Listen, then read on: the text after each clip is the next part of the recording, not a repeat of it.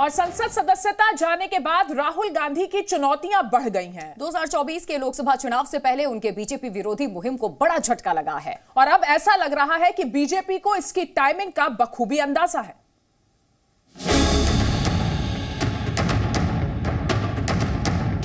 अरे यहाँ खुला मैदान पड़ा है, राहुल बाबा कौन डरता है? मैदान तुम तय कर लो, भारत में कहीं भी हो, भाजपा वाले दोनों हाथ करने के लिए तैयार। मैं हमेशा कहता हूं, मैं राहुल गांधी की नहीं, हर आदमी के लिए पॉलिटिक्स 24/7। राहुल गांधी के लिए कहा है, वो तो आते हैं चले जाते हैं। हाँ, इस बार यात्रा जरूर कर ली उन्होंने। उनके लिए 24 मिनट्स। जब अपनों में से कुछ लोग विदेशी भूमि पर जाकर उभरते हुए भारत की तस्वीर को धूमिल करने का प्रयास करते हैं। राहुल गांधी भले ही संसद के सदस्य अब ना रहे हों, लेकिन उनका हर बयान, उनका हर सियासी अभियान उनके लिए नई चुनौती लेकर आ जाता है। पीएम मोदी की छवि और बीजेपी के तगड़े चुनावी प्रबंधन को देखते हुए राहुल के सामने अपनी और कांग्रेस की भी प्रासंगिकता बनाकर रखने का मुश्किल टास्क है। अदालत की एक फैसले के बाद वो चुनाव तो नहीं लड़ सकते हैं, हालांकि उनके पास अपनी संसद सदस्यता को बचाने का कानूनी विकल्प मौजूद है।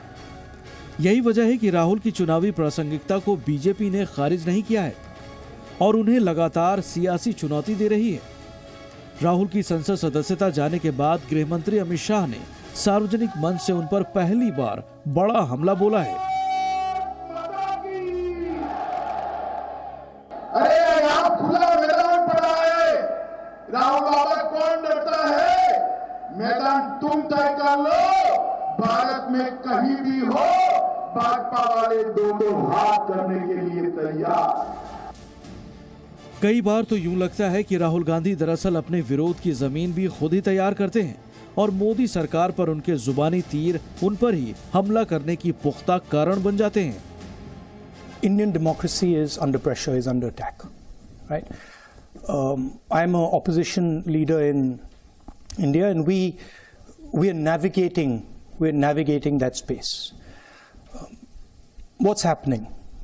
The institutional framework, which is required for a democracy, parliament, the free press, the judiciary, just the idea of mobilization, just the idea of moving around, these are all getting constrained. So we are facing an attack on the basic structure of Indian democracy. Rahul Gandhi ने जब इस तरह भारत में लोकतंत्र और संवैधानिक संस्थानों पर सवाल उठाया तो उसमें देश के अपमान की गूंज सुनाई दी। संसद से सड़क तक उनके बयान हंगामे का सबब बन गए। राहुल का लंदन दौरा अब उनके लिए गले की हड्डी बन चुका है। उपराष्ट्रपति जगदीप धनखड़ ने बिना नाम लिए उन्हें संदेश दिया कि विदेश की धरती से देश का अपमान, भारत और भारतीयता में यकीन रखने वाला कोई भी शख्स नहीं कर सकता है।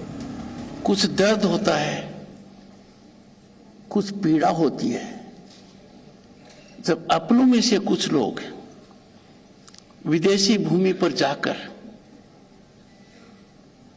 उभरते हुए भारत की तस्वीर को धूमिल करने का प्रयास करते हैं। दरअसल राहुल गांधी को लेकर जो एक सियासी मिजाज बनता है उस पर बहस होना लाजमी है, लेकिन इसे करीब से जानने वाले इसकी वजह भी बताते हैं। जब भारत जोड़ो यात्रा शुरू हुई तो लगा कि सत्ता को कभी जहर समान वाले राहुल गांधी ने सियासत को गंभीरता से लेना शुरू कर दिया है, लेकिन पुराने कांग्रेसी गुलाम नबी आजाद से पूछिए तो वो बताते हैं कि हकीकत में राहुल राजनीति को 24 मिनट भी नहीं देते। मैं हमेशा कहता हूं, मैं राहुल गांधी की नहीं, हर आदमी के लिए पॉलिटिक्स 24/7। राहुल गांधी के लिए कहा है, वो तो आते हैं चले जाते हैं। हाँ, इस बार यात्रा जरूर कर ली उन्होंने। उनके लिए 24 मिनट्स। राजनीतिक विश्लेषक मानते हैं कि राहुल गांधी को घेरना बीजेपी की चुनावी रणनीति का हिस्सा है, क्योंकि इससे 2024 के लोकसभा चुनाव की लड़ाई को कांग्रेस के इर्द गिर्द बनाए रखना बीजेपी के लिए फायदे का सौदा हो सकता है, बजाय इसके कि क्षेत्रीय दलों के संगठित समूह से मुकाबला किया जाए। जाहिर है राहुल का हर कदम बीजेपी के लिए आरोप चस्पा करने का मौका है। मैं ये कहूँगा कि एक लोकतंत्र की लड़ाई नहीं, लेकिन एक स्वार्थ की लड़ाई लड़ी जा रही है। इसकी हम जितना निंदा करें वो कम होगा। राहुल गांधी के सामने सियासी चुनौतियों का अंबार है और बीजेपी इसकी टाइमिंग को बखूबी समझ रही है। ब्यूरो रिपोर्ट, जी मीडिया। जी न्यूज़।